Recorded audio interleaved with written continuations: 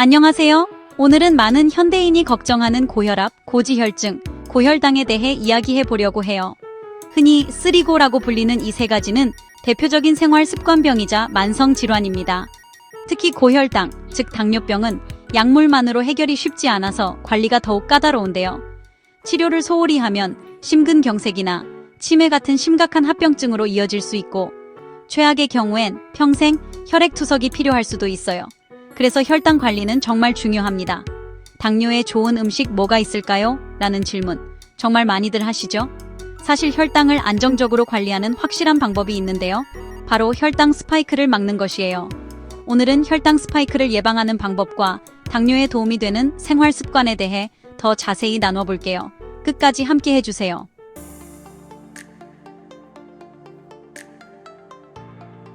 먼저 2020년 기준 통계를 보면 우리나라에서 30살 이상 성인 인구 600만 명이 당뇨 진단을 받았다고 합니다. 놀라운 점은 이 수치가 2010년에 비해 2배나 증가했다는 거예요. 그리고 지금 2024년이 된 지금은 그 숫자가 600만 명을 훨씬 넘어섰을 가능성이 큽니다.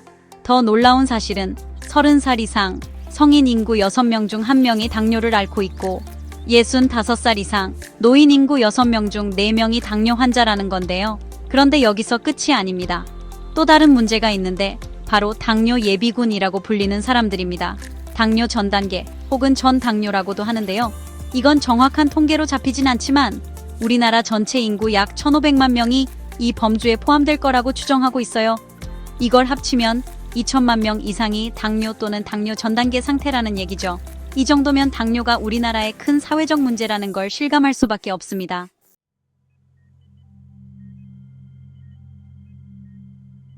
고혈압, 고지혈증, 고혈당은 대표적인 생활 습관병이자 만성 질환인데요. 그 중에서도 고혈압과 고지혈증은 병원 약물로 비교적 잘 관리되는 편이에요. 하지만 고혈당, 즉 당뇨병은 약물만으로 해결이 쉽지 않습니다. 왜냐하면 환자 개인의 식습관이나 운동량 같은 생활 습관이 굉장히 중요한 영향을 미치기 때문이에요. 당뇨를 제대로 관리하지 못하면 심근경색, 뇌졸중, 치매 같은 큰 혈관 합병증부터 시작해서 망막 손상, 신경 손상, 그리고 최악의 경우엔 콩팥 손상으로 평생 혈액투석을 받아야 하는 상황까지 갈 수 있어요. 그래서 혈당 관리는 현대인의 건강 관리에서 정말 중요한 부분이라고 할 수 있습니다. 많은 분이 비만의 원인을 많이 먹어서라고 생각하시는데 꼭 그렇지만은 않아요. 사실 현대인의 비만 문제는 쉬지 않고 먹는 것과 의자에 앉아있는 생활에서 비롯된 경우가 많습니다. 1970년대와 비교하면 지금 확실히 더 많이 먹는 건 맞지만 10년 전, 20년 전과 비교하면 우리가 과연 더 많이 먹고 있을까요? 오히려 요즘은 간헐적 단식이나 일일 일식처럼 음식을 덜 먹으려는 노력이 일반화된 시대인데요. 문제는 음식을 먹는 패턴과 생활 습관이 바뀌었다는 점이에요. 예전보다 쉬지 않고 군것질하거나 잦은 간식을 먹는 습관과 운동 부족, 의자 생활이 비만의 주된 원인으로 지적되고 있습니다. 당뇨 관리뿐만 아니라 비만 관리에서도 이러한 습관을 개선하는 게 중요합니다.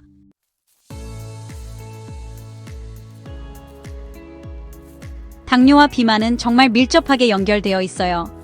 이 둘의 공통적인 뿌리는 바로 인슐린 저항성인데요. 비만 인구가 늘어나면서 당뇨 환자도 자연스럽게 증가하게 된 것이죠. 특히 과거에 비해 비만 발병 연령이 점점 낮아지고 있다는 점이 큰 문제입니다. 예를 들어 어린 나이부터 지방간, 인슐린 저항성, 그리고 복부 내장 지방 비만에 노출되면서 당뇨 발병 위험이 과거보다 훨씬 높아졌어요. 이렇게 비만과 당뇨가 연결된 이유 중 하나는 현대인의 생활 패턴이 근본적인 영향을 미치기 때문입니다.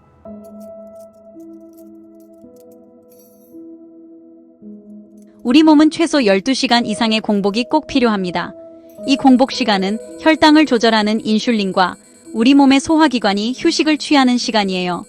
하지만 현대인의 생활을 보면 이 공복 시간을 제대로 지키지 못하는 경우가 많습니다. 밤늦게까지 밝은 실내 등 아래에서 활동하거나 일을 하고 늦은 시간 간식을 먹고 아침 일찍 일어나 다시 음식을 섭취하는 환경에 놓여 있기 때문이에요. 결과적으로 몸에서 휴식이 필요한 대사와 관련된 조직과 장기들이 쉴 틈 없이 일을 하게 되고 특히 인슐린이 가장 큰 영향을 받습니다. 인슐린은 식사 후 혈당을 낮추는 역할을 하지만 혈당이 충분히 떨어진 뒤에는 휴식이 필요합니다. 원래는 아침과 점심 사이, 점심과 저녁 사이에 혈당이 안정되고 인슐린이 쉬는 시간이 생기죠. 그런데 현대인은 이 사이에 간식을 먹거나 계속 혈당을 자극하는 행동을 합니다. 문제는 여기서 끝이 아닙니다. 저는 하루 3끼만 먹어요. 간식은 하지 않아요. 라고 하시는 분들도 있어요. 하지만 하루 종일 의자에 앉아있는 생활을 한다면 이야기가 달라집니다. 예를 들어 아침 식사 후 혈당이 올라갔는데 차로 이동하고 엘리베이터를 타고 사무실 책상에 앉아 있으면 혈당이 떨어지기 전에 점심시간이 됩니다. 점심을 먹고 혈당이 다시 올라갔는데 또 책상에 앉아 있다면 떨어지기 전에 저녁 시간이 됩니다. 집에 와서 저녁을 먹고 다시 소파에 앉아 있으면 인슐린은 쉴 틈이 없죠. 많이 먹는 것도 문제일 수 있지만 진짜 문제는 인슐린에 휴식을 주지 않는 생활 패턴이에요. 지속적인 혈당 자극으로 인해 인슐린이 제 역할을 다하지 못하고 결국 인슐린 저항성이 생겨 당뇨와 비만으로 이어지게 되는 거죠. 그래서 단순히 먹는 양만 줄이는 것이 아니라 식사 사이에 충분한 공복을 유지하고 적절한 신체 활동을 통해 인슐린에 휴식을 주는 것이 정말 중요합니다. 현대인의 생활에서 가장 큰 문제는 쉬지 않고 먹는 습관과 활동 부족이에요. 하루 최소 12시간 이상의 공복을 유지하고 3끼 식사를 하더라도 식사 사이에 혈당이 안정될 수 있도록 신체 활동을 병행하는 습관을 길러야 합니다.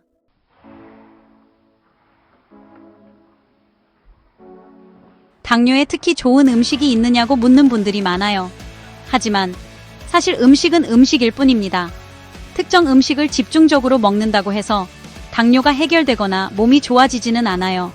중요한 건 전반적인 식습관이에요.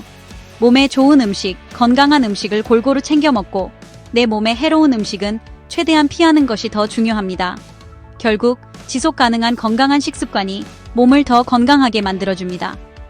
삶은 달걀은 정말 좋은 단백질 공급원이에요. 달걀은 기름을 사용하지 않고 조리할 수 있어 부담이 적고 양질의 단백질을 공급해줍니다.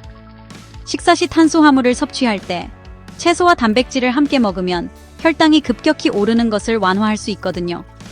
예를 들어 샐러드와 삶은 달걀을 식사 전에 먹거나 삶은 달걀을 슬라이스로 썰어 샐러드 위에 얹어 함께 섭취한다면 이후 섭취하는 탄수화물의 혈당 상승을 완만하게 할 수 있습니다. 당근에 대해 당뇨 환자가 먹어도 되나요? 라는 질문도 자주 받아요. 당근은 다른 채소에 비해 당 함량이 조금 높긴 하지만 여전히 식이섬유, 비타민, 미네랄이 풍부한 건강식품이에요. 특히 당근에는 파이토케미컬이 풍부한데 이 성분은 당뇨병성 망막증을 예방하고 개선하는 데 효과가 있습니다. 또한 당근은 인슐린 저항성을 줄이고 혈당이 천천히 오르게 도와주는 역할도 해요. 당근 주스에 대한 질문도 많죠. 일반적으로 과일 주스는 당 함량이 높아지면서 혈당에 부담을 줄 수 있지만 당근 주스는 상대적으로 안전합니다. 다만 무엇이든 지나치게 많이 먹는 건 좋지 않으니 적당히 드시는 게 중요해요. 달걀 노른자에 대해 콜레스테롤 때문에 안 좋지 않나요? 라고 걱정하는 분들도 계세요. 실제로 콜레스테롤이 높은 사람에게는 하루 섭취량을 조절해야 할 수도 있지만 일반적인 경우 하루 2개, 일주일에 12개 정도는 무리가 없다는 연구 결과도 있습니다. 노른자는 단순히 포화지방만 있는 게 아니라 불포화지방, 루테인, 비타민 같은 성분이 풍부해 뇌 건강과 면역력 증진에도 도움을 줍니다. 따라서 달걀은 노른자와 함께 섭취하는 것이 더 영양적입니다. 건강한 혈당은 70에서 140mg per 데시리터 사이를 안정적으로 유지하는 것을 말해요. 우리 몸에서 혈당을 조절하는 인슐린은 사람마다 분비 능력이 다르지만 건강한 사람일수록 적은 양의 인슐린으로도 혈당을 안정적으로 유지할 수 있습니다. 하지만 한국인을 포함한 아시아인의 경우 서양인에 비해 인슐린 분비 능력이 떨어지는 경향이 있어요. 혈당 자극이 지속적으로 발생하면 인슐린 요구량이 증가하고 결국 분비 능력이 떨어져 전당뇨 단계에 이르게 됩니다. 특히 단 음식이나 정제된 탄수화물을 자주 섭취하면 인슐린이 과도하게 분비되고 이 상태가 계속되면 인슐린이 제 역할을 하지 못하는 상태가 되죠. 당뇨에 좋은 음식을 찾는 것도 중요하지만 더 중요한 것은 지속 가능한 식습관입니다. 식사 시 단백질과 채소를 곁들여 혈당 상승을 완화하고 지나치게 달거나 정제된 음식을 피하는 습관을 들이세요.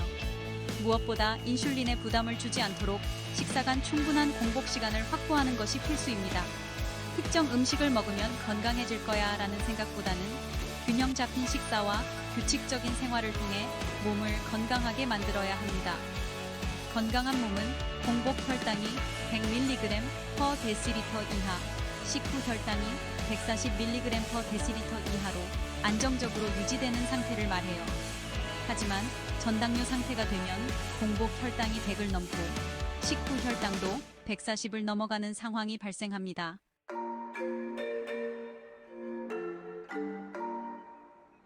전당뇨는 당뇨의 시작점이라고 볼 수 있어요. 아직 당뇨병 진단을 받지 않았더라도 이 상태에서는 이미 혈관과 미세혈관의 손상이 시작됩니다. 이로 인해 혈관 내피세포가 손상되고 점점 더 많은 합병증의 가능성을 안게 되죠. 전당뇨 상태에서는 몸이 혈당을 조절하기 위해 인슐린을 과도하게 분비합니다.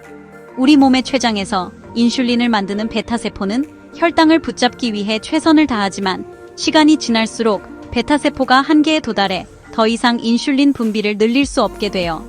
결국 인슐린 분비량이 줄어들면 혈당 조절이 완전히 무너지면서 당뇨병으로 이어지게 됩니다. 전당뇨는 단순히 진단을 받지 않은 상태가 아니라 몸이 위험 신호를 보내는 단계입니다. 이 상태를 방치하면 결국 당뇨로 발전할 가능성이 매우 높아요.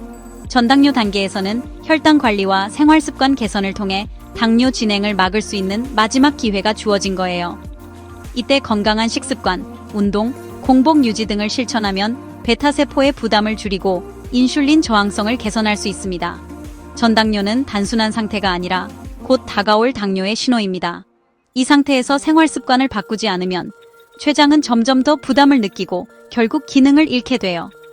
전당뇨 진단을 받았다면 지금 바로 혈당 관리와 운동, 규칙적인 공복 유지에 신경 써야 합니다. 건강 관리는 빨간불이 켜졌을 때 멈추는 것이 핵심이에요. 이 단계를 잘 넘기면 당뇨로 가는 길을 막을 수 있습니다.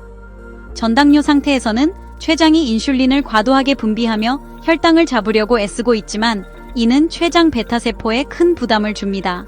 지금은 췌장이 여전히 기능을 유지하고 있다면 더 늦기 전에 적극적으로 관리해야 합니다. 췌장이 쉴 수 있게 도와주세요. 췌장이 지금 과부하 상태로 인슐린을 열심히 만들어내고 있지만 이 상태가 계속되면 결국 베타세포의 능력이 고갈됩니다. 이 단계에서 췌장을 쉬게 할 수 있는 식습관과 생활습관을 적용하면 췌장의 부담을 덜어줄 수 있어요. 이렇게 하면 전당뇨 상태에서 정상 혈당 상태로 되돌아올 수 있는 가능성이 높아집니다. 전당뇨는 단순히 위험 상태가 아니라 노력에 따라 정상으로 돌아갈 수 있는 마지막 기회입니다. 규칙적인 공복 시간을 확보하세요. 췌장이 쉬는 시간이 필요합니다. 탄수화물 섭취를 조절하고 혈당이 급격히 오르는 음식을 줄이세요. 운동을 통해 혈당을 소모하고 인슐린 저항성을 낮추는 데 도움을 주세요. 지금이 가장 중요한 순간입니다.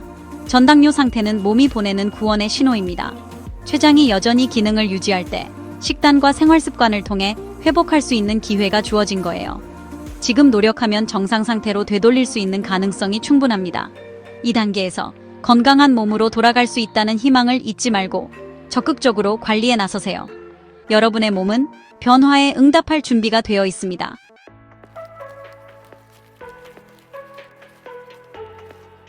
혈당 스파이크란 무엇일까요?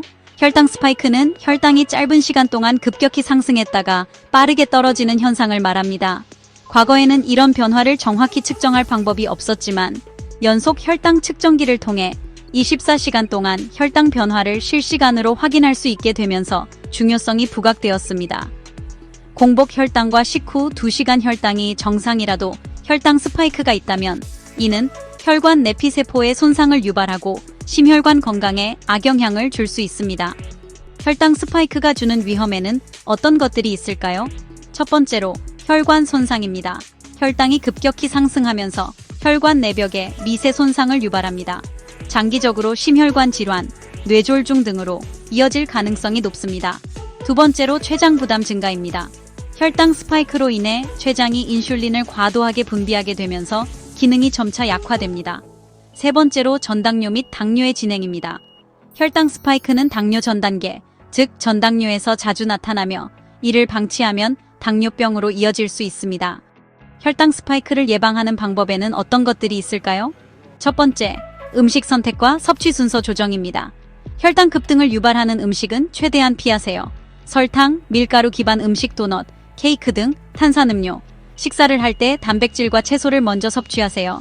두부, 샐러드, 나물 반찬 등으로 먼저 속을 채운 후 밥이나 빵 같은 탄수화물을 드세요. 이 방식은 혈당이 서서히 오르도록 돕고 인슐린 분비 부담을 줄입니다. 두 번째, 탄수화물 섭취 후 움직이기입니다. 식사 후 10에서 20분 정도 걷는 습관을 들이세요. 특히 빠르게 걷거나 계단을 오르면 혈당이 안정적으로 조절됩니다. 과일이나 달달한 음식을 드셨다면 바로 움직이는 것이 중요합니다. 세 번째, 과일 섭취 줄이기입니다. 과일 섭취를 줄이고 과일을 먹은 후에는 꼭 움직이세요. 과일은 천연 당분이 풍부하므로 많은 양을 섭취하면 혈당이 빠르게 상승할 수 있습니다. 식사 후 걷는 습관이 핵심입니다. 혈당 스파이크는 방치하면 건강에 큰 위협이 될 수 있지만 적절한 음식 선택과 식사 후 활동으로 충분히 예방할 수 있습니다.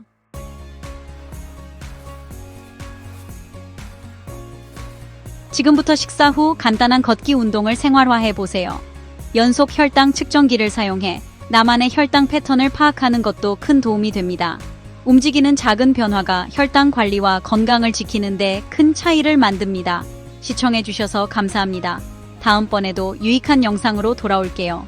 안녕!